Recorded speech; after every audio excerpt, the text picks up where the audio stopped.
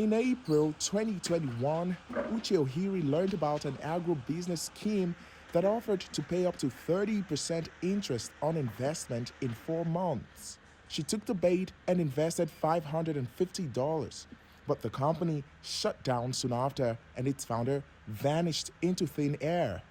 I tried to log in. I had access to the website. I could see the fund. I could see the interest, but I could not do anything.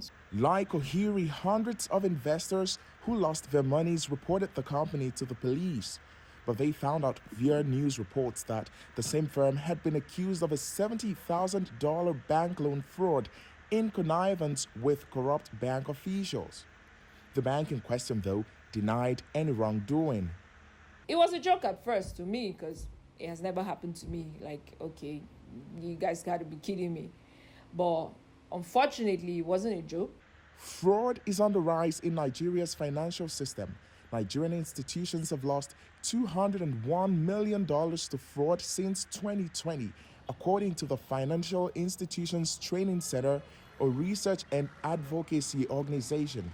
Experts say growing electronic payments and less stringent verification standards are making local targets more vulnerable to fraud, and that financial institutions are often unable to thoroughly probe fraud cases due to poor information sharing and lack of coordination.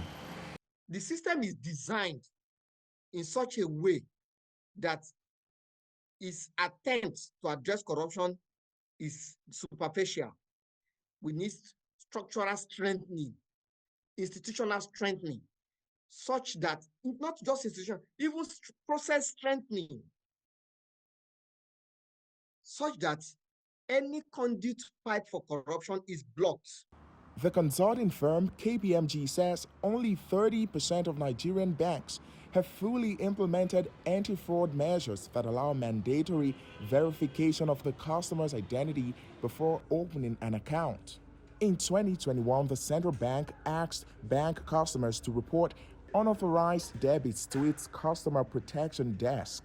Last year, President Bola Tinubu launched an anti-corruption campaign and called for support. And in January, Nigeria's Independent Corrupt Practices Commission, ICPC, and the EFCC said they are teaming up to fight corruption. We have our own constraints, just like every other organization. But we know that as a commission, that everybody's eyes on the commission. We have been doing our best. We have a good team. But Boti says words must be matched with action. Corruption is systemic. Then we need a more systemic approach to fighting it. So with all of the initiatives that we have on ground, we need to begin to deploy these things in a truthful manner. So for instance, again, we have the EFCC. They need to do more beyond just picking some few persons here and there. They need to touchlight more. They need to investigate more. They need to prosecute more people. The global financial watchdog, the Financial Action Task Force, says Nigeria has until May next year to address financial crimes, including terrorism financing, or risk being excluded from the global financing system, which would make it more difficult for Nigeria to do business and access international financing. Nigerian authorities say they'll make sure that doesn't happen.